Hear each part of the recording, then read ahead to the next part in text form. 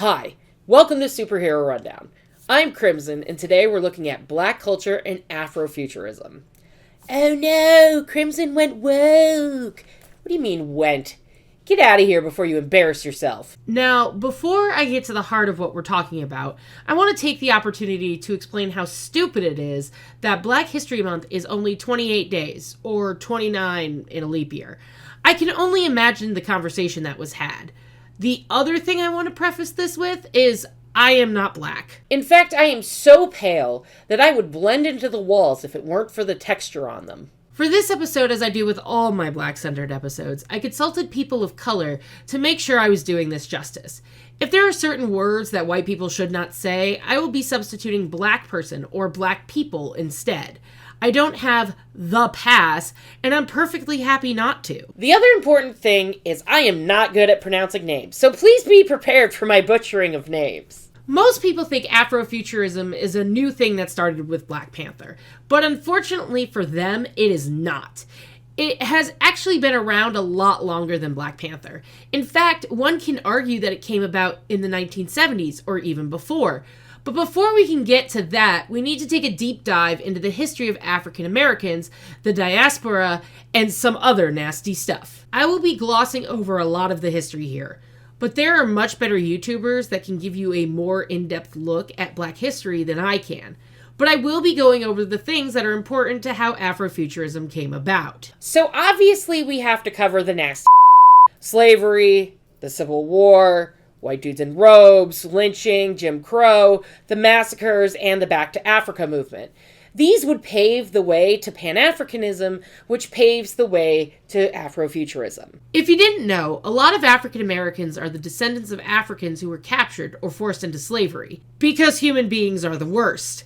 Obviously, all these groups of people were different ethnically and had different customs, religions, and languages, but that didn't matter to white people. I swear to God, I'm going to just create a t-shirt in my merch store. White people. My point is, they came from different places in Africa, but about 10 to 12 million Africans were transported to the West. Only about 500,000 went to the American colonies.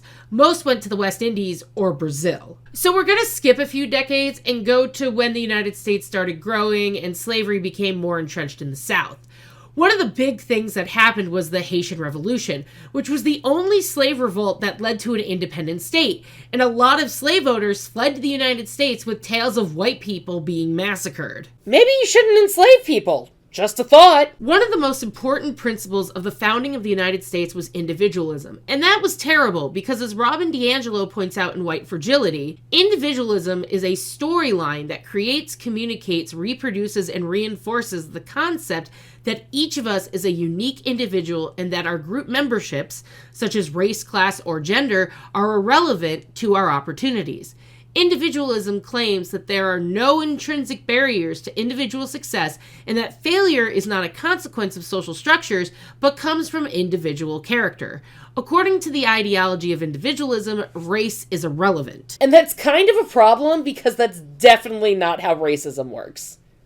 Like at all. But I guess it's fine because white people started believing in abolitionism. I mean, that was around even during the slave trade, but it didn't rise to prominence in the United States until the 1840s or thereabouts. There were national black people conventions, Uncle Tom's Cabin happened, and Charles Sumner was nearly killed on the House floor in 1856. Some black people were freed during this period and started building free black communities, whether they sued for it or purchased it. Some people were freed and some states abolished slavery outright, but it wasn't enough. I cannot wait for all the states' rights arguments down in the comments I will not be reading, because holy f***, the Civil War was literally about keeping people enslaved to other human beings. But yeah, let's whitewash history because that's really the only kind of washing these people like to do. Anyway, the Civil War was over in 1865. Lincoln was assassinated, and we come to Reconstruction, the white robe cult, and of course, the Jim Crow laws. Reconstruction was this program designed to help the South rebuild after the devastation of the war. There were the Black Codes, which barred freedmen from owning property, kept them as laborers, and they couldn't intermarry with white people. The long and short of Jim Crow is this. A compromise in 1877, actually called the Compromise of 1877, was designed to get Southern support for the presidential election. So the North withdrew federal troops from the Southern states, and the Southern states, packed with white rich dudes, were like, cool, now let's segregate everyone. Oh, and who can forget about the white robe cult that continues to this day? I mean, they did away with the robes, apparently. So this is white supremacy at its Naziest. They hate African Americans, Jewish people, and Catholics. I mean, I hate Catholics too, but that just might be the Catholic guilt talking. But those robesmen are much more than that. They are anti-immigrant, anti-Semitic, anti-alphabet mafia, Islamophobic, and white nationalists. Basically, if you ain't a white dude with a Protestant background and some property, you ain't in the club. And there have been 3 different iterations. The first was during Reconstruction, the second from about 1915 to 1944, and the third from about 1950 to now. So they never really left, and they're very good at propaganda. They have convinced people that people that are not like them are the problem. Oh shit! You're telling me that a person of color is responsible for the white guy who has my job? The white guy who kicked me out of my house? The white guy who repossessed my car? That's all because of people of color? Get the fuck out of here. White people made things difficult for black voters. Voter registration, educational requirements, requiring a poll tax, changing election procedures, and literacy tests, to name a few. But here's the thing, that didn't just fuck over black people, it also fucks over poor white people. And they're doing it again. Now it's time to talk about lynching and Jim Crow laws. I know we don't want to talk about it, but we have to if we're going to understand the circumstances that led to Pan-Africanism and Afrofuturism. Lynching is the extrajudicial killing of people, particularly black people, though other ethnic minorities have been caught in the crossfire. Lynchings were used to enforce white supremacy, just like the burning crosses of the white robe guys. Coupled with that was the rise of Jim Crow laws and segregation. Yeah, contrary to popular belief, racism was not over in 1968, 1991, 2001, 2008, 2016, 2020, or even 2026. Imagine that. It's almost like if you keep renaming it woke or DEI, you keep doing it. Okay, so what about segregation? Jim Crow laws mandated racial segregation in the former Confederate States of America in all public facilities, starting in the 1870s. Plessy versus Ferguson in 1896 upheld the separate but equal legal doctrine and made segregation stand until the Civil Rights Act of 1964 and the Voting Rights Act of 1965. The laws disenfranchised black people and poor white people because fuck the poor, am I right? Seriously, the more you learn about the United States, the more you want to burn it to the ground. If you weren't a rich white boy anyway. And none of this was new. Remember, slave traders brought these people's ancestors here. White people enslaved them, and they still had to deal with segregation and not being able to vote because white people had a stick up their ass. I know we can talk now without rose-colored glasses, but some of y'all still have those rose-colored glasses on when it comes to people of color. I'll tell you what. Ready for some depression? Because we're going to talk about massacres. The Colfax Massacre, or the Colfax Riot, occurred on Easter Sunday in 1873 in Colfax, Louisiana, where 62 to 153 black men were murdered while surrendering to a mob of former Confederates and members of the White Robe Silly Organization. I mean, 3 white people also died, but that's not that important because, again, some moron is going to yell at me about that in the comments that I won't be reading. Anyway, more black people died, so historians called it a massacre, as they should. In the aftermath, white people got away with it because the judge was sympathetic to the prosecution, and the other guys had the convictions dismissed by a Supreme Court justice that just happened to be there for the circuit during the time. Unfortunately, the Supreme Court ruled in 1875 that the Enforcement Act of 1870 only applied to state actions, not actions by individuals or private conspiracies. So, let's talk about the Tulsa Race Massacre, or as I like to call it, the Black Wall Street Massacre, which happened in Tulsa, Oklahoma in 1921. Mobs of white supremacists destroyed the homes and businesses in the Greenwood district of Tulsa. They burned more than 35 square blocks of the neighborhood, which at the time was one of the wealthiest black communities in the United States. But fucking white people couldn't be having that shit. 800 people were hospitalized, and as many as 6,000 black residents were interned for several days. Why did it start in the first place? Because a black guy was accused of assaulting a white girl. So the Montagues and the Capulets went to defend their respective parties, and we ended up with a massacre. 10,000 black people were left homeless, and the property damage was more than $38.43 million in 2023 money. Many of the survivors left Tulsa, but some chose to stay, but never said anything about it for decades. In 2020, the massacre became part of the Oklahoma school curriculum. 99 years later. Told you it would be depressing, so let's talk about something that's even less depressing than murder. Politics. Wait, that's not right. The Back to Africa movement was a political movement advocating for the return of the descendants of the African American slaves to Africa. It was a widespread belief among some European Americans that they wanted to return to Africa. A country was founded specifically for this. Liberia is a country in West Africa that was founded by free people of color from the United States. Though true to American form, the United States kept interfering in their affairs in 1821, 1843, 1876, 1910, and 1915. Remind me again why imperialism doesn't suck. Anyway, that's enough about white people interfering with foreign affairs, so let's talk about eugenics instead, I guess. Scientific racism was the justification that white people used to claim racial superiority. It was just accepted until about the mid-20th century. It was the study of humankind being separated into biological groups with the assignment of physical and mental characteristics. Robin DiAngelo explains how we had already colonized other races by the time of scientific racism, and that the racism came later. The idea of racial inferiority was created to justify unequal treatment. Belief in racial inferiority is not what triggered the unequal treatment, nor was fear of difference. As Ta-Nehisi Coates states, but race is a child of racism, not the father. He means that first we exploited people for their resources, not according to how they looked. Exploitation came first, and then the ideology of unequal races to justify this exploitation followed. And that's where we get a lot of the stereotypes and justification of why black people were enslaved. Things like the minstrel show and blackface were used to stereotype African Americans. The stereotypes that black people are drug dealers or thugs. There was the Sambo, which became associated with stereotypes of black people as simple or smiling.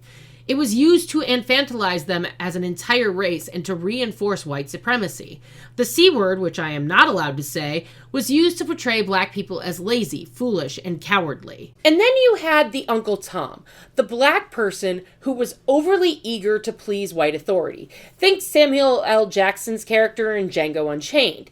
There are others as well, but these three are probably the most relevant to this discussion. Because all this leads us to eugenics, which was popular in the early 20th century, and like scientific racism, influenced the Nazis. So yes, white Americans were so racist, they influenced the fucking Nazis. Did you know there was a civil rights movement from 1896 to 1954 that was bookmarked by Plessy v. Ferguson and Brown v. Board of Education? Because I sure as hell didn't. Remember, Plessy versus Ferguson basically was like, nah, segregation is fine as long as it's separate but equal. Then by the end of the civil rights movement, the Supreme Court was like, nah, now it's unconstitutional. During this time, the NAACP was founded in 1909, and one of the founders was W.E.B. Du Bois. This organization led the legal battles on state-sponsored segregation and actually won some key victories in voting, housing, and schooling before Brown v. Board of Education. This was also when W.E.B. Du Bois and Marcus Garvey rose to prominence in American life and culture. W.E.B. Du Bois was a Pan-Africanist civil rights activist. So with that, let's look at Pan-Africanism, a worldwide movement born out of resistance, rebellion, and colonial uprising of the 19th century. It aims to encourage the bonds of solidarity between all indigenous peoples and the diasporas of African ancestry. Pan-Africanism is a belief that African people don't just share a common history, but also a common destiny. And some say that the origins can be traced to enslavement and colonization even before the 19th century. Fun fact, they also often champion socialist principles and tend to be fucking tired of colonizers. So how did Pan-Africanism get started in the public consciousness? W.E.B. Du Bois and Marcus Garvey. In Aspects of Pan-Africanism, the author explains what it actually is. This rape of Africa created the following historic conditions under which Pan-Africanism would emerge as a proposed solution to the oppression of Black people. 1. The removal of millions of Africans created what has been called the African diaspora. 2. The slave trade decimated Africa's prime population for hundreds of years, superannuated West Africa, and disturbed the internal political balance of African peoples to each other. 3. The slave trade and its turmoil interrupted Africa's political and economic development, which would have probably led to industrialization and political centralization, and left that continent weakened and vulnerable to the European imperialists' scramble for Africa from 1880 to 1910. It was precisely the uprooting of millions of Africans and the conditions of slavery which laid the foundations for Pan-Africanism and Black nationalism in the United States and the West Indies. Slaves were kept in isolation and maintained as homogenous groups as the most effective means of guaranteeing their secure captivity. Such segregation was particularly true of the slave systems in the United States and the West Indies, which by law and custom forbade all assimilation into the social, political, and legal institutions of these respective countries. Thus, some sense of nationhood, of peoplehood, was preserved and provided conditions under which it could grow. But it wasn't just them. Black women also contributed to Pan-Africanism. But what I want to focus on here is that the movement is seen as returning what are deemed traditional African concepts about their culture, society, and values. There have been many treatises on the Pan-African movement and many great Black YouTubers out there who are far more knowledgeable than I. I will link some of the Black YouTubers down below. Now, there is criticism of the movement within its own ranks. Forgive me if I butcher names here, but I am not from any country in Africa discussed. For example, Malawian economist Thandika Kondawere says one major weakness of Pan-Africanism and Africa's regional arrangements has been the failure to protect Africans from their homemade tyrants. Pan-Africanism has not been seen as reinforcing and guaranteeing people's rights as citizens of their respective nations.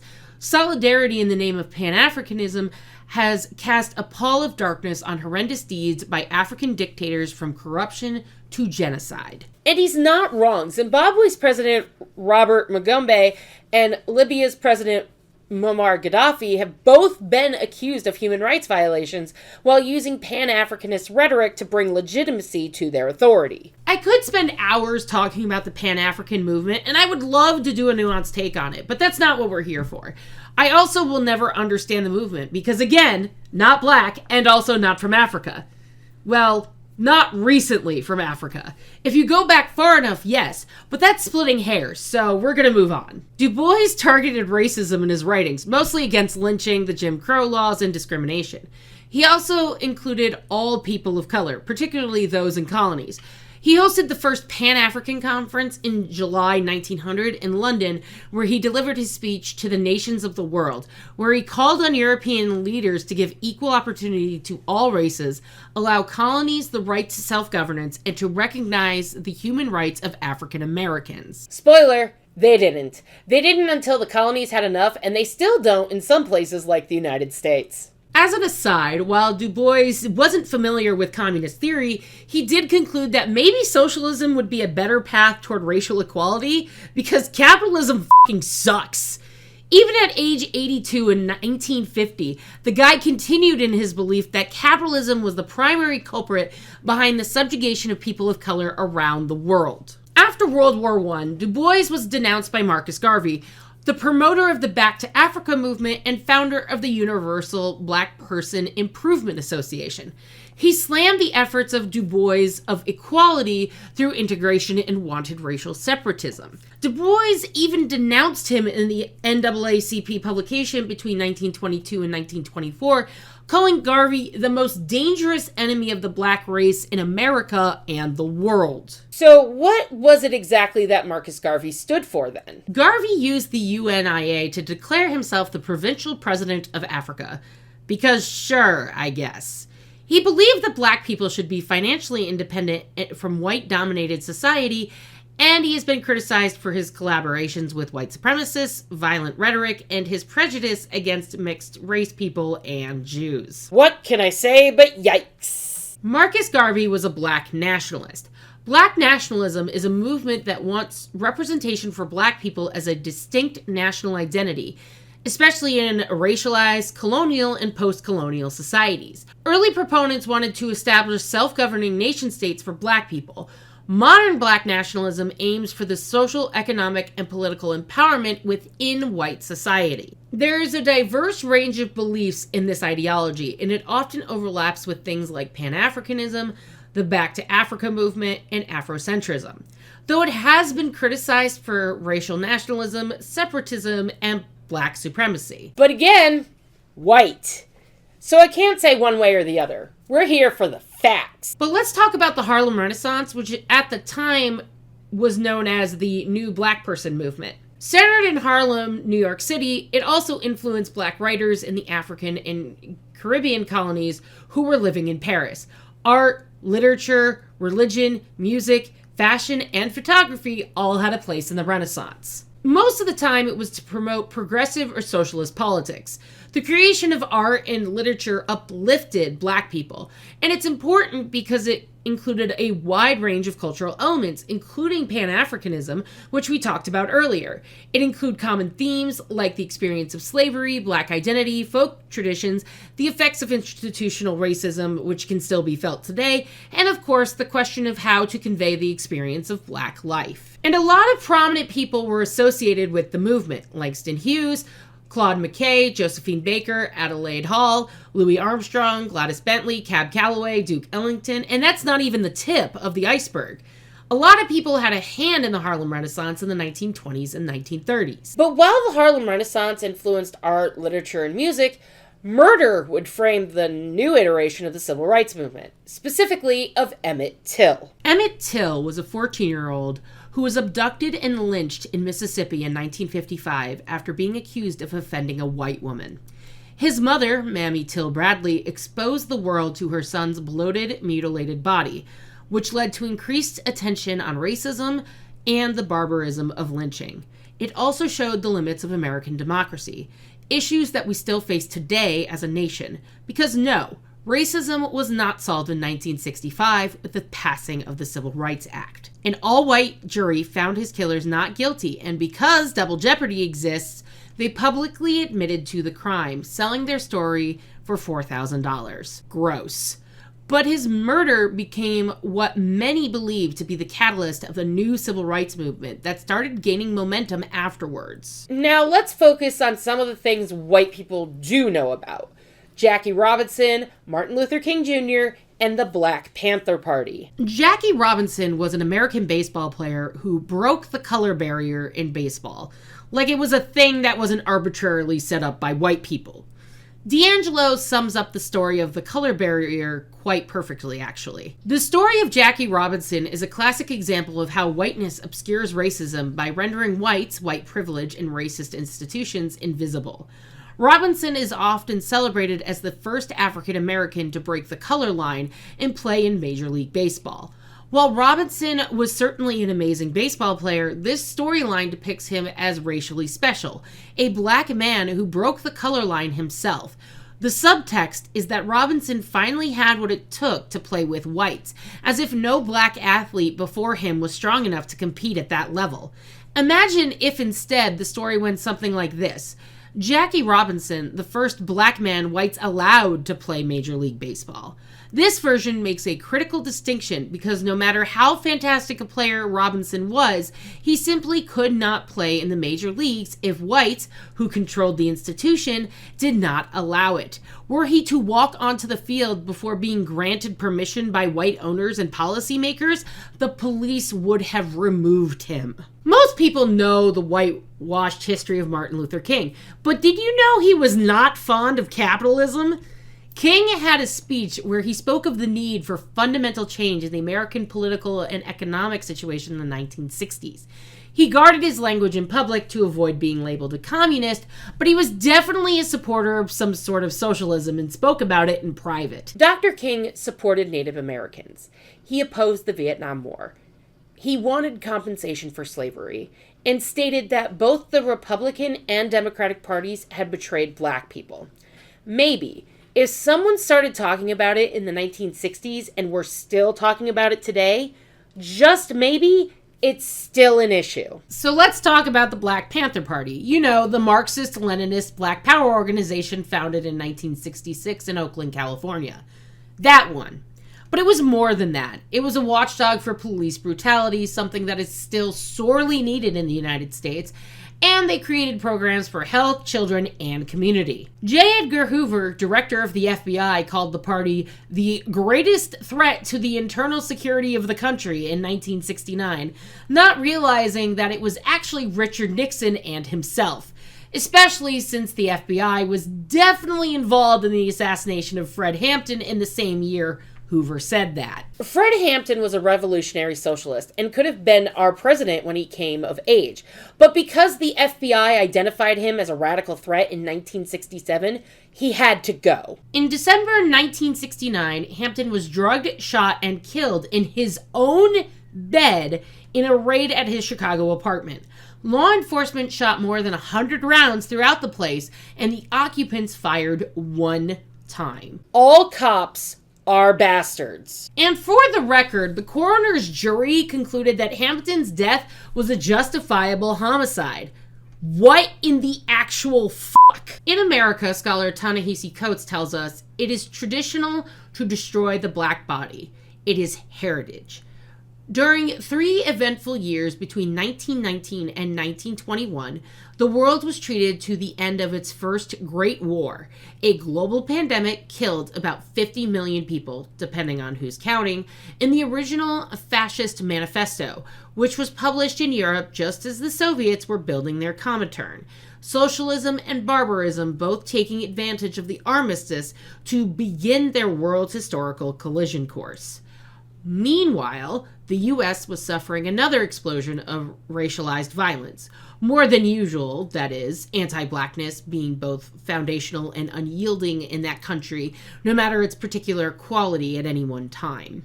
Responding from New York to these assaults and lynchings during the Red Summer of 1919, a 20-something Claude McKay was inspired to write what would become his most famous poem, If We Must Die, now a classic of black radicalism, which exhorted his fellow people of color.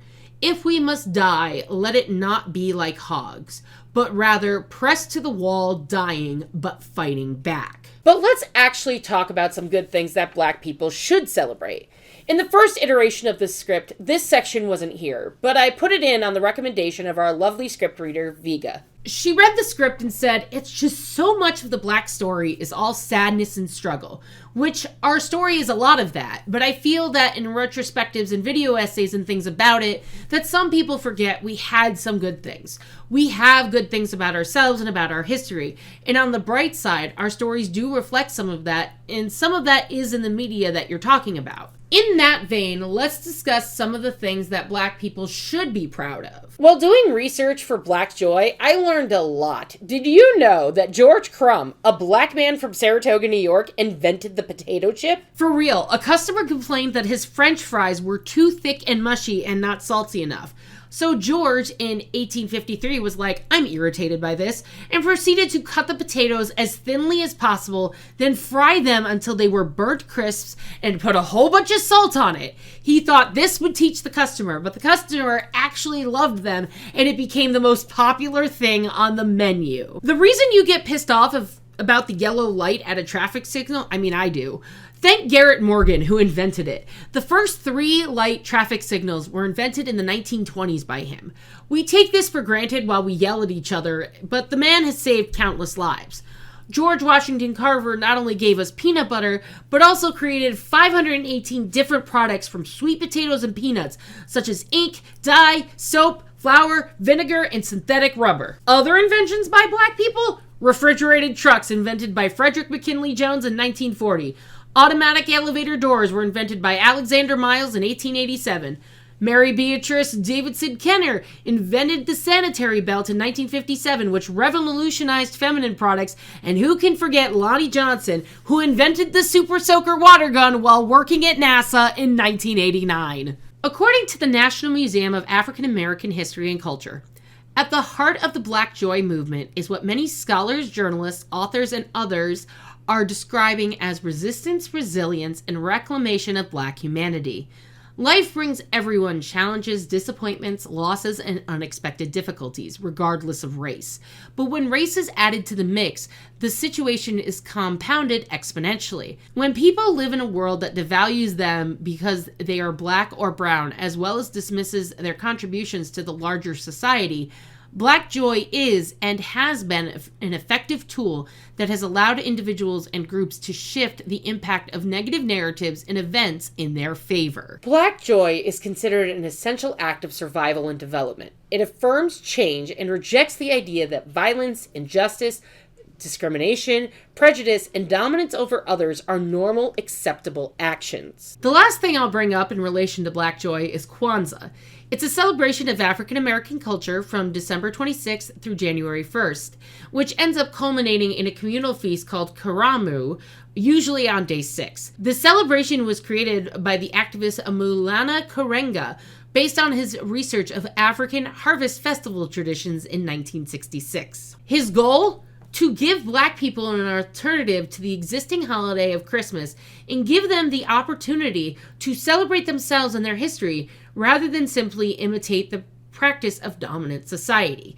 The holiday celebrates the 7 principles with African names that I will not try to botch here out of respect for the culture, but the principles are unity, self-determination, collective work and responsibility, cooperative economics, purpose, creativity, and faith. There is so much more I can go into as well, such as all the pioneers of music, breakdancing, the visual art installations, literature, all the sports stars, fashion, soul food, historically Black colleges, and the folktales.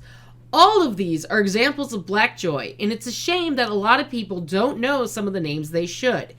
Now, I know that was a lot, but all of this is to set up the influences of Afrofuturism, and knowing the history is as important as knowing the other influences like music, art, and literature. So let's move to progressive soul, another influence of Afrofuturism. This is a genre that was developed in the late 1960s and early 1970s that pushed stylistic boundaries of the soul and funk genres. The compositions were long, making music for listening as opposed to dancing. Think Parliament, Sun Ra, Jimi Hendrix, Earth, Wind & Fire.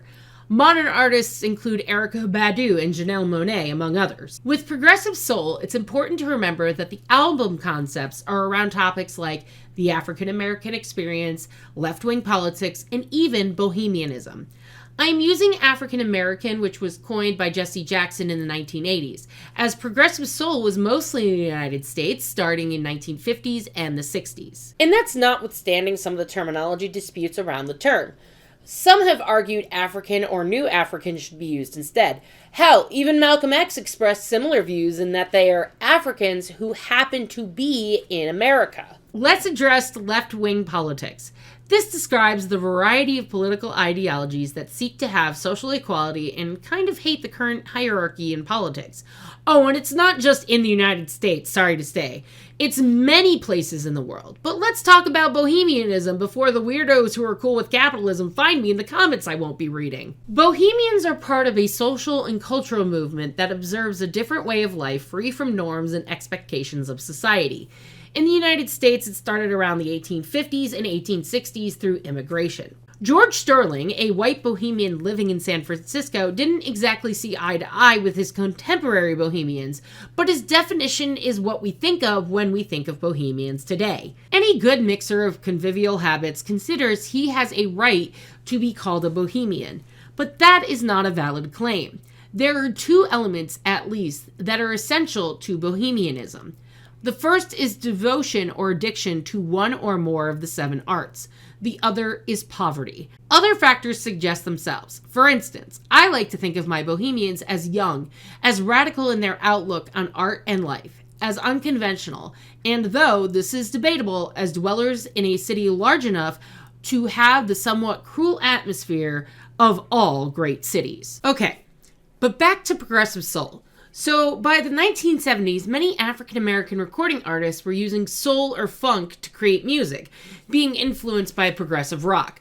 Progressive rock artists people know today include Parliament Funkadelic, The Decemberists, Electric Light Orchestra, Rush, Frank Zappa, and King Crimson. Who is sadly not me, but I am a king when I want to be. Anyway, progressive soul declined by the late 1970s, but there have been revivals which include Prince, Lenny Kravitz, Erykah Badu, and Janelle Monáe.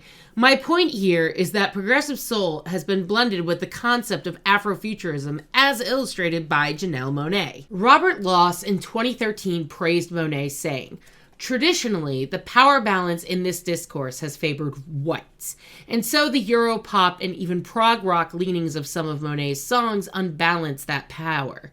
Rip it apart, frankly. But she carries this even further by so fluently blending all of these genres, not merely presenting them song to song. This is her city. She's created her own tourism bureau. This cohesion through variety is the multitudes Whitman spoke of, and in Monáe's Hands and Voice, a response to W.E.B. Du Bois's critical notion of double consciousness, wherein the African American is constantly aware of self, and the self as seen by whites. In 1903, Du Bois wrote that one ever feels his two-ness, an American, a black woman. Two souls, two thoughts, two unreconciled strivings, two warring ideals in one dark body. In Monáe's version, the self becomes so grand, so multiple, that double consciousness recedes and unity asserts itself. The soul has always been that complicated yet whole, she argues. We just have to see that potential in ourselves and others." Now, at least with an introduction to Black history, the concept of Pan-Africanism, and the music of progressive soul, let's finally talk about Afrofuturism. There are a lot of definitions of Afrofuturism. A collective definition would probably be a cultural aesthetic that explores the African diaspora fused with science and technology. But even that definition leaves a lot out. I'll list a few definitions I found, but like any art, this doesn't even scratch the surface of what it means to the artists or even those experiencing the art. Whether through literature, visual arts, music, or grassroots organizing, Afrofuturists redefine culture and notions of blackness for today and the future. Both in artistic aesthetic and a framework for critical theory, Afrofuturism combines elements of science fiction, historical fiction, speculative fiction, fantasy, Afrocentricity, and magic realism with non-Western beliefs. In some cases, it's a total re-envisioning of the past and speculation about the future, rife with cultural critiques. Broadly speaking, Afrofuturism is a genre of literature, art, and film that takes up science fiction elements to narrate Black culture and history. More precisely, it speaks to the ways in which literature, film, music, and other forms of art transform science fiction and fantasy elements, such as advanced technology, space and time travel, otherworldly settings, and supernatural powers, by incorporating Black culture and history into narratives that have traditionally centered whiteness. And of course, the Smithsonian has their own definition. Afrofuturism has become an influential driving force in mainstream culture. From Nichols' role on Star Trek to the phenomenon that Black Panther has become, Afrofuturism pushes the culture forward with narratives that depict Black people in momentary instances of freedom from contemporary oppressive forces. The ability to imagine or speculate alternative futures, ones that are drastically different from the present realities, allows Black people room for liberation and the freedom to see life differently. It might also allow people of other races and experiences to consider what life would be like in a utopian Afrofuturist world. With that, let's look at some of the movies that qualify as Afrofuturist and why. Let's go in chronological order, okay? So up first is Space is the Place, a film that stars the real-life musician Sun Ra. The story is about a cosmic card game he plays with a megapimp to figure out what will happen to Black people. But the cosmic card game is more a trope of voodoo magic as Sun Ra wields it. At the core of this balancing act is the understanding that the concepts of soul and authenticity are constructions that play on tropes of voodoo magic, a supposed retention from the dark continent. These themes are nowhere more evident than in the spectacle of the 19th and early 20th century musical forms that stereotyped, amplified, and ultimately capitalized on tropes of Black superstition and eroticized Black primitivism. But although the idea of musical soul and the related sexualized term funk can play to the essentialist stereotypes of white supremacy in the United States and abroad, it has also proven a powerful tool for promoting Black solidarity. The Afrofuturist strategy therefore highlights the magical qualities of Black authenticity by articulating it to the equally fantastic anti-authenticity of white science fiction and playing with the resulting ironies. In short, this is what Sun Ra parenthetically describes as the myth-science approach in the subtitle to his piece, Myth versus Reality. It was a musical ride, I'll tell you what. Sun Ra gets kidnapped because NASA wants to know why he, as a Black man, can space travel. It's amazing. Also, Earth explodes, so there's that too. Just listen to some of the other things that happen in this 1974 movie. Sun Ra wants to create a colony of Black people who are free from white people. He explains that his space travel is powered by music. He's a magical Black person, a trope in Black culture. We meet Jimmy, a guy who's working for the megapimp who informs on Sun Ra. There's a cosmic employment agency for some reason. Oh, and the kidnapping? 2 guys witness it and go, hey, wait a minute, and go rescue him with a 3rd guy. They go rescue him from NASA. Afterwards, NASA tries to assassinate Sun Ra because of space travel. One of the rescuers sacrifices himself to save Sun Ra, and Sun Ra just starts teleporting all the Black people to his spaceship. However, if there's a cosmic ground floor for the existence of Afrofuturism in music, Sun Ra and George Clinton would be that foundation. The idea of a song mythology from the cosmos, high-flying, African-inspired space costumes, wordplay that challenged logic, and the use of traditional and electronic instruments to redefine sounds and push for universal love were established by Sun Ra and George Clinton. Both are referenced more than any other artist as the inspiration for today's Afrofuturists. Clinton, whose funk sounds come to the forefront in the 1970s, later spoke of being inspired by Sun Ra, who began creating sonar sounds for the space age in the 50s. It's wonderful and you need to see it. And this wasn't the only foray into Afrofuturism before the 1990s. The Brother from Another Planet was made by MGM through Cinecom. The story follows an alien who resembles a human mute Black man who crashes on Ellis Island. Finding himself in Harlem, he waves his hand over an arcade cabinet and magically fixes it. Yes, this is a film that also has a magical Black person. The magical Black person has long been a mainstay of cinematic storytelling. Such characters are plot devices rather than fully developed characters with the purpose of furthering the journey of a white protagonist by means of otherworldly insight. For example, Will Smith as the title character in The Legend of Bagger Vance, Michael Clark Duncan as John Coffey in The Green Mile, and Gloria Foster as the Oracle, and to a lesser extent Lawrence Fishburne as Morpheus in The Matrix. Morgan Freeman as God in Bruce Almighty and Evan Almighty simply takes the trope to the ultimate extreme. But I struggle to think of a magical Black person in a film in the mainstream United States before The Brother from Another Planet, as it was released in 1984. He goes to live in a boarding house that the city worker Sam sets him up with. Throughout the film, there's these 2 men just looking for him to send him back to space. But it's never actually explained how they know that he's the alien and not any other person.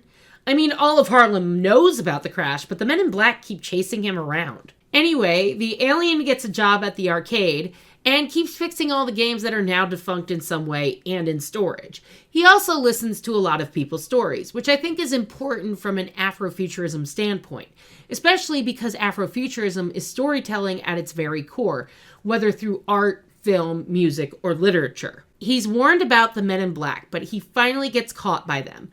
Though everyone in the bar confronts him in trying to take these guys on, who have since been revealed to also be aliens.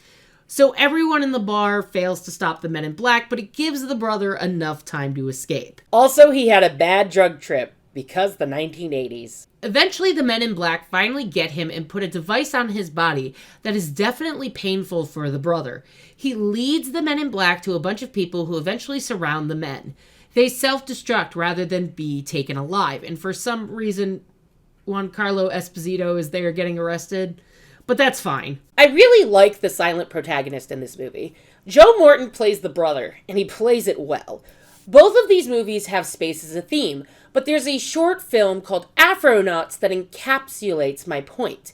That space is important to Afrofuturism. Afronauts was a 2014 short film about a woman who was chosen in the 1960s to go to the moon before the Americans.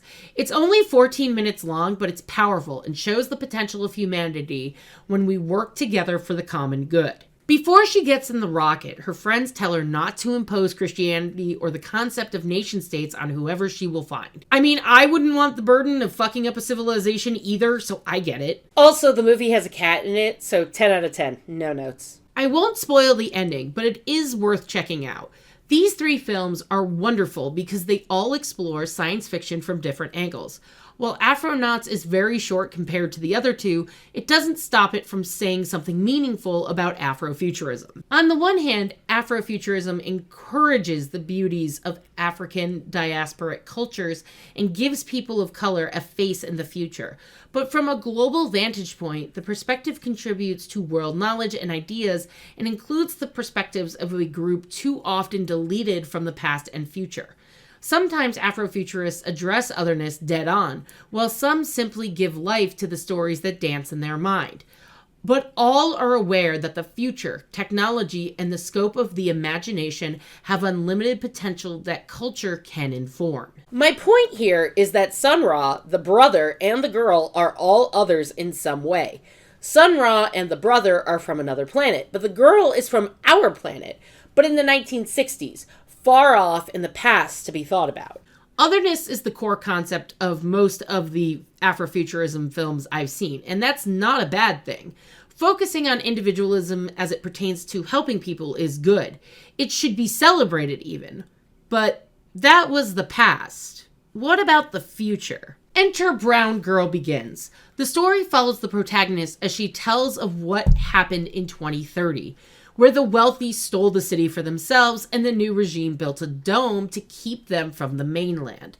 The rest of the poor were exiled to the Burn, an island off the coast of Toronto.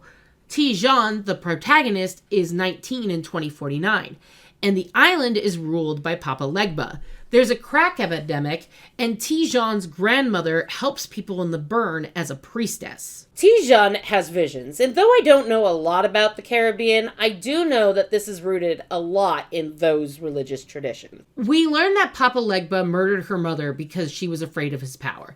Tijan also runs away before the ritual starts, but she keeps seeing Papa Legba, who tells her she will be able to handle the power from the ritual.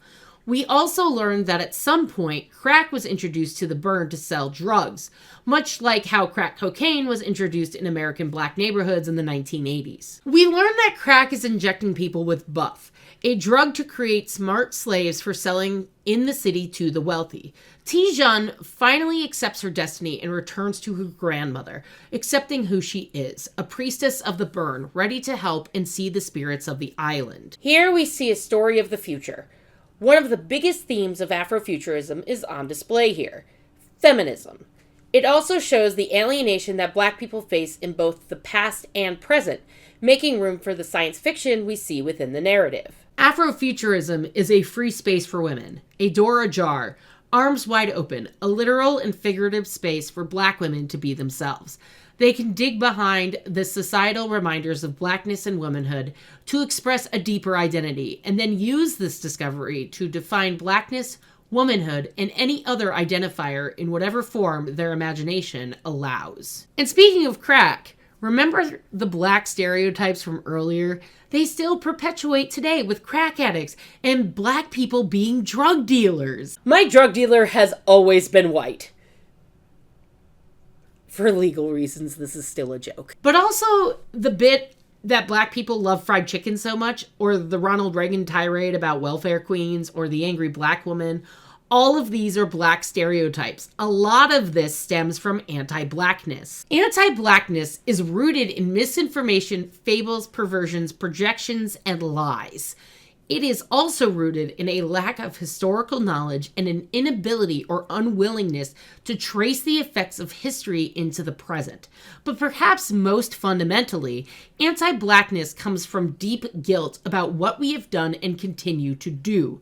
The unbearable knowledge of our complicity with the profound torture of Black people from past to present. While the full trauma of this torture in its various forms, both physically and psychologically, is only borne by African Americans, there is a kind of moral trauma of this torture in it for the white collective. Now we have to talk about Black Panther. So many deep dives have been made about Black Panther, but I'm here to talk about it from an Afrofuturist context. In the vein of Black Girl Begins, we see feminism in the women surrounding T'Challa, and obviously the science fiction is rife in Wakanda. The most interesting thing about Black Panther to me is the fact that Ryan Coogler featured so much of African culture in the narrative. He was inspired by Lesotho, which was only lightly colonized by the British. Wakanda was not colonized at all, and at the end of the film, it's pretty obvious that white people are doing a white people. A non-Wakandan traveling through or flying over Wakanda would see a poor African nation with small huts and farmers. They wouldn't see how carefully the Wakandans guard these borderlands, or that part of the apparently dense jungle seen from the air is a hologram. Wakandans in high-tech airships flying home from the outside world dive through the hologram to go inside their country, which harbors several different tribes and environments. Inside Wakanda, the people wear tribal costumes. Outside, they blend into whatever milieu they're visiting. Yeah, what can a culture with advanced technology teach white people? Maybe if the white people wouldn't be like, what are the farmers going to teach us? We wouldn't be having this conversation. The set design was done with concentrated research on sub-Saharan Africa, with places like Uganda, Rwanda, Burundi, and Ethiopia, among others, serving as inspiration. And this is the only film I can think of that the villain convinces the hero to open Wakanda to the world. And T'Challa does, but by bringing knowledge and technology, not weapons as Killmonger did. Stereo Williams in The Daily Beast sums up how Black Panther is more of a culmination than a beginning. Black Panther isn't a singular moment. It seems like a flashpoint, but it's really one of several cultural benchmarks we've witnessed in recent years that have been purposeful assertions of blackness in the most visible mainstream platforms. Beyoncé's Formation performance at Super Bowl 50. The success of Blackish Insecure in Atlanta on the small screen. Get Out and Girls Trip blowing up at the box office. Kendrick Lamar taking the 2016 Grammy stage in chains to perform The Blacker the Berry and All Right. The anticipation for Ava DuVernay's A Wrinkle in Time. It all feels like a cultural proclamation from Black voices in particular. That it's so mainstream shouldn't be celebrated as validation. It's simply recognizing the impact of having these images on the biggest platforms. Black Panther is like an exclamation point at the end of a sentence, a summation of all this Black entertainment excellence we've been witnessing for years that the world is finally getting hip to.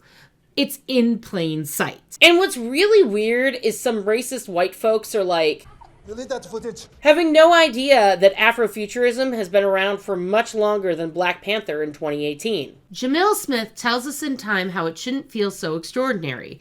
But after Trump's presidency, and it still rings true in his second term, it is seen as a huge victory. After the Obama era, perhaps none of this should feel groundbreaking. But it does. In the midst of a regressive cultural and political moment fueled in part by the white nativist movement, the very existence of Black Panther feels like resistance. Its themes challenge institutional bias, its characters take unsettled digs at oppressors, and its narrative includes prismatic perspectives on Black life and tradition. The fact that Black Panther is excellent only helps. Trey Johnson expounds on how the expansion of Black Panther and how it doesn't fit the typical Hollywood mold is actually great because most Black movies focus on certain things. This expansion is significant given Black audiences' complex relationship with Hollywood, which has typically presented a narrow slice of the African American narrative. It's an industry that has often seemed invested in Black Americans primarily as slaves, victims of inner-city strife, or symbols of comfort, and is fixated on stories about the post-Reconstruction and civil rights eras and biopics of famous black people that only glimpse at race. And that's not to say the entire narrative is about blackness. It is. But it's still a fun superhero movie with a couple of token white guys.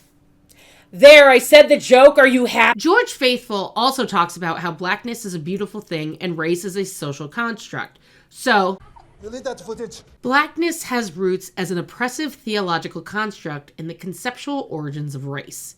In order to distinguish themselves from so-called lesser races, European and European American colonizers labeled themselves white and decreed that, as descendants of Noah's accursed son Ham, the black peoples of sub-Saharan Africa were destined by God to be slaves. Subsequent white biological definitions of race classified black people as intellectually, morally, and culturally inferior. However, there has been a tendency to speak of the black experience as a single monolithic entity. In black theology, blackness has often functioned as an ontological category essential to the totality of one's being and yet comprehensible only as distinguished from whiteness. The first generation of theologians producing black theology reinforced the unidimensional nature of the definitive black experience by limiting the conversation to heterosexual cis male perspectives. By contrast, Victor Anderson, Anthony Pinn, and other proponents of new understandings of blackness argue that blackness is and must be multifaceted, complex, and ultimately subjective, permitting a virtually innumerable variety of forms. So when Chadwick Boseman, who had been our Black Panther, died in 2020 from cancer, it was a blow for many, but mostly for the black community that loved watching him. By the way, I will die on the hill that Okoye should have been white, not T'Challa. Imagine T'Challa having to live without his general and his sister. How would that have shaped him working with the others? We saw him lose his shit about Bucky until he realized he was consumed by grief. But my point about Chadwick dying stands. There were many tributes, chief among them kids posing their action figures in mourning, and a wonderful tribute by Ryan Coogler himself. Plus, I just found out that Sinners, the great flick starring Michael B. Jordan twice, they had crossbeams in the church that made the Wakanda Forever gesture, paying homage to Chadwick 5 years after his death. If you want to know my opinion on the film, M'Baku was the best character because the dude was literally like, okay, I'll save him because I respect him, and then fucking did. Let's shift gears and talk about Fast Color. Fast Color is another futurist, Afrofuturist film where we learn it has been 8 years since the rainfall and water is prohibitively expensive. They cannot grow food anywhere anymore. Ruth, the main character, is a wanderer. When she has seizures, she triggers earthquakes. She meets Bill, a scientist, and learns that the government is looking for her. But like a smart person, she doesn't want the government's help and shoots Bill, escaping to find her family, Bo, her mother, and Lila, her daughter. There's also the Sheriff Ellis, but he comes into play later. Here we see a few themes prevalent in Afrofuturism: feminism, water, and alienation. The alienation comes in with how Ruth is able to see the colors and had different powers than she does now. Her family can disintegrate and reassemble objects at will, telekinetically. When Ruth comes back to the family, she explains that she is sober, but the seizures she experiences are getting worse. Ruth explains that she wants to learn how to use her powers again in an effort to make the seizures go away. In the ensuing narrative, the family grows closer together, resulting in Ruth not feeling as alienated as she does when seeing the colors. There's also a relationship that I'm not going to spoil, but it's actually really touching and important to the story. Ruth ends up leaving to get Bill away from her family and to keep the family safe. But while running, she remembers the trauma that locked away her powers and sees the colors after all this time. She realizes that she can make rainstorms, the water element of Afrofuturism, in play again, and goes back to the house. She finds that Lila was taken to the station by Bill. Going after Lila, Ruth makes a thunderstorm after 8 years of drought. The government confronts Ruth, but Bo shows up and makes their guns disintegrate. She then tells the government to take her instead. This shows the alienation has now shifted from Ruth to Bo. Ruth has been reunited with her daughter at the expense of losing her mother to the government. The alienation element is what really makes this movie work. The alienation of Ruth from her family and the alienation of Ruth from her powers. It's a powerful narrative, blending the post-apocalyptic with Afrofuturism. At its heart, Afrofuturism stretches the imagination far beyond the conventions of our time and the horizons of expectation, and kicks the box of normalcy and preconceived ideas of blackness out of the solar system. Whether it's sci-fi storylines or radical eccentricity, Afrofuturism inverts reality. Fast Color personifies Afrofuturism into reality. Between the alienation, the magic black person, water, and the familiar relationships, it doesn't pull its punches when it comes to the emotional toll of the story. And talking about Ruth specifically, she embodies the feminism in Afrofuturist narratives. Womack explains what that means in her book. In Afrofuturism, black women's imagination, image, and voice are not framed by the pop expectations and sensibilities of the day. The black woman is not held to middle America's norms, trying to prove that she's not government dependent or aspiring to the beauty ideals in the latest blogs. Nor is there some uniform expectation of blackness that she is called to maintain. Women develop theories, characters, art, and beauty free of the pressures of meeting male approval, societal standards, color-based taxonomies, or run-of-the-mill female expectations. The results are works that some critics call uncategorizable. Now, I could talk about a bunch of different Afrofuturist films that I haven't talked about yet, such as Hello Rain, Air Conditioner, The Last Angel of History, Crumbs, Ratnik, Blade, See You Yesterday, or even Spider-Man Into the Spider-Verse. But there are two that really stood out to me while researching this. Black is King and Neptune Frost. Black is King is a retelling of The Lion King where Beyonce plays a spiritual ancestor. She intones, "History is your future. One day you will meet back where you started, but stronger," a core tenet of Afrofuturism. The storyline of the film is the prince's journey of self-discovery, which acts as an allegory for the African diaspora. The film acts as a call to the diaspora to reclaim their identity through Black pride. Through the prince, we see the journey of Africans, kidnapping and enslavement, questions of identity, and how oppression has severed the connection to their heritage. Some of the breakdowns of the film even went as far to say that some black people think that their culture is corrupt or worthless. But as a pasty-ass white bitch, I can't tell you if that's true or not. In the film, the prince is helped by his ancestors and ultimately reclaims his throne. Beyonce even said the film aims to shift the global perspective of the word black. The film shows various African dances, costumes, hairstyles, and traditions. Some even remarked that the film has awakened the spirit of Pan-Africanism, the one that activist Marcus Garvey once stood for. Beyonce, embodying the ancestor in the story, taps into something important: the concept of the divine feminine. In general, Afrofuturism is a home for the divine feminine principle, a Mother Earth ideal that values nature, creativity, receptivity, mysticism, intuition, and healing as partners to technology, science, and achievement.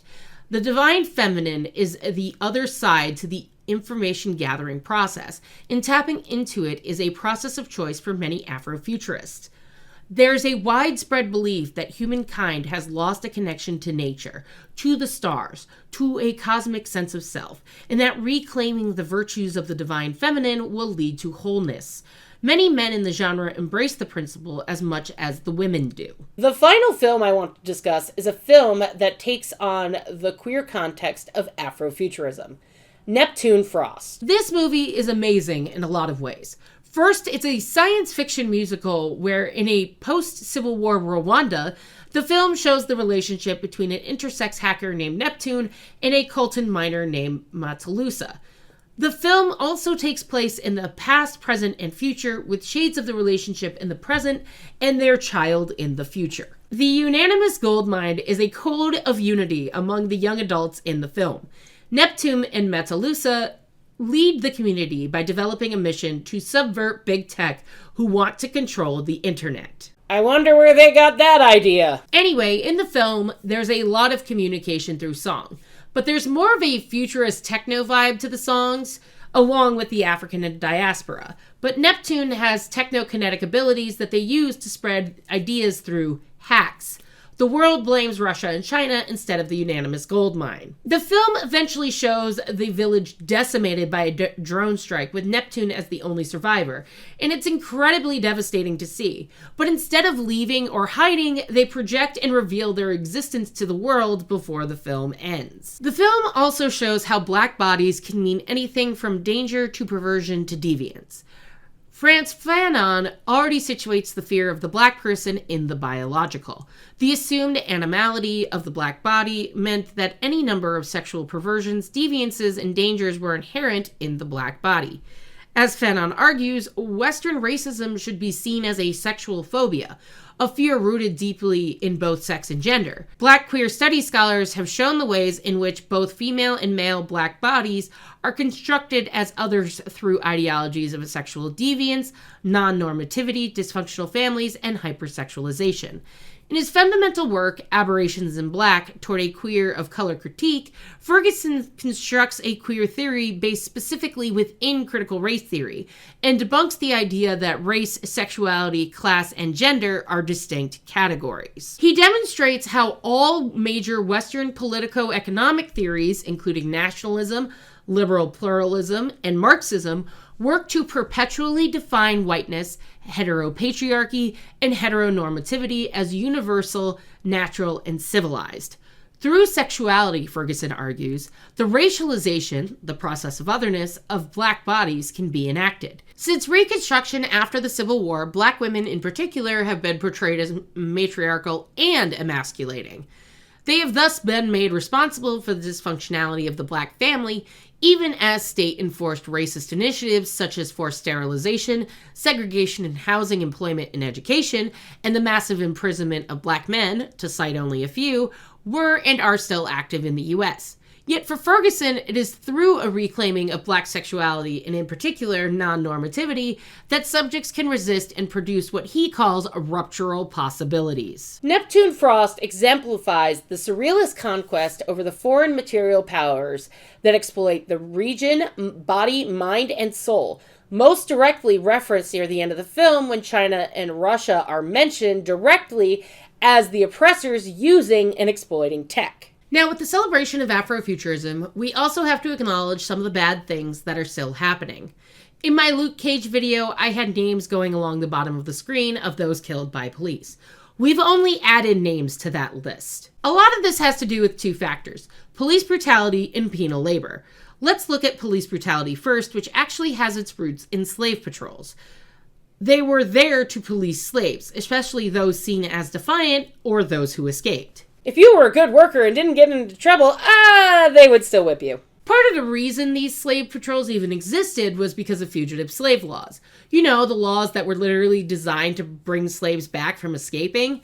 But as slavery evolved, so did the patrols. They eventually could also break up large gatherings, search slave quarters randomly, inflict impromptu punishments, and suppress insurrections. All cops are bastards.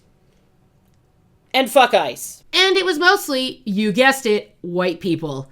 They mostly came from working class and middle class backgrounds, so with a modicum of power, it went to their head. By the 1880s, police departments were in all the major U.S. cities. They had two major characteristics. They were corrupt and brutal. So, nothing has changed. That's good to know. The gang leader or the tavern owner would usually appoint the chief of police. They were also good at breaking strikes. And I cannot fucking stress this enough, cops are bastards. In 1919, police became even more corrupt because of the Prohibition era. Police stepped up the use of unlawful practices, such as being bribed or being on the payroll of the crime syndicates like Chicago, New York, and Philadelphia. But in the 1930s, the Wickersham Commission formed, and the results were to professionalize and reform police. The departments became more bureaucratic and had a clear chain of command. They also adopted stop and frisk, much to the ire of some community members. The police have never been friends of the LGBTQIA+ community, and we continue to hate having cops at Pride. They are also used for brutally assaulting protesters, assaulting journalists, and of course, planting evidence on people. But the biggest culprit, police unions. They protect the cops and try to say they did nothing wrong. Cool. Let's go over some that did nothing wrong, shall we? By the way, these examples are from 2020 to the present, just so we're clear. Manuel Ellis died during an arrest where he was recorded saying he couldn't breathe. He was hogtied face down with an officer on him for at least 6 minutes. He died while receiving medical attention. All 3 officers were found not guilty. Breonna Taylor was killed in her home when police breached her front door with a battering ram and opened fire with a total disregard for the value of human life. George Floyd was murdered when a police officer knelt on his neck for almost 10 minutes while he was handcuffed, laying face down in the street. Chauvin was found guilty, but most cops are not even charged. In 2021, Daunte Wright was killed when police officers attempted to arrest him for an outstanding warrant, but the officer shot him. The officer supposedly meant to use her taser. Sure, Jan. In 2022, Jalen Walker was shot with more than 90 bullets and sustained 60 wounds. And before anyone comments that they had an outstanding warrant or they ran away, that does not give cops the right to be executioners. We still have habeas corpus as of this recording. Mostly. If you're not an immigrant detained in Texas. The Fifth Circuit's gonna Fifth Circuit. And all this is to say that these are all racial views. Whites are apparently more superior to black people, even though race is a social construct. But if you don't believe me, here's Robin DiAngelo telling it to you much more nicely. At the most general level, the racial frame views whites as superior in culture and achievement and views people of color as generally of less social, economic, and political consequence. People of color are seen as inferior to whites in the making and keeping of the nation. At the next level of framing, because social institutions are controlled by whites, white dominance is unremarkable and taken for granted. That whites are disproportionately enriched and privileged via these institutions is also taken for granted. We are entitled to more privileges and resources because we are better people. At the deepest level of the white frame, negative stereotypes and images of racial others as inferior are reinforced and accepted. At this level, corresponding emotions such as fear, contempt, and resentment are also stored. The next topic is penal labor.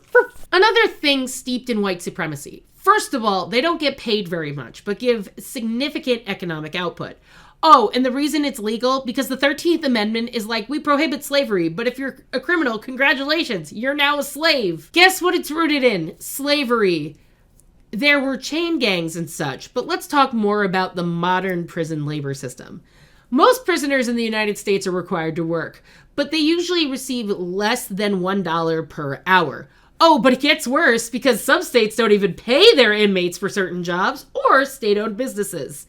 Can you tell that I'm upset about this? But there is some good news. There are still protests, and while most people who don't actually protest will say, but they're looting, yes, but you're proving their point. Black lives are less important to you than the damn grocery store, when food should be a basic human right, and I should not have to pay $500 a month for food. Defunding the police is because we as people do not trust them to help us, only to hurt us. I had to deal with the police before leaving New York City, and I never really told people why I left except family and a few close friends. The reason the cops were called on me, despite my repeated fear of the police, was because I had locked myself in a bedroom in my apartment and asked people to leave me alone. That's it. I wanted some peace and quiet. Next thing I know, NYPD is in my apartment telling me to leave because I am the goddamn problem when I am on the lease. The point is, don't trust the cops. They just make the situation worse. I'll leave you with 2 things. The first is a quote from Afrofuturism, the world of black sci-fi and fantasy culture. The absence of Africa's contribution to global knowledge in history, science, and beyond is a gaping hole so expansive, it almost feels like a missing organ in the planet's cultural anatomy. Can humanity ever know itself with this rigid segmentation of knowledge? Can ancient knowledge be recovered? Can trauma be erased? While the whys and hows that led to this void are etched in history, the obvious absence has compelled many Afrofuturists to look to the continent's myths, spirituality, and art on a never-ending quest for wholeness. The second thing, Kendrick Lamar's performance at the Super Bowl 59 halftime show pissed off a lot of white people. And honestly, that's a red flag. I think that Tech Nine said it best when he said that hat would have been better if it said "Make America Great." Because for black people especially, America has never been great. So we should listen and work with them rather than murder and brutalize them.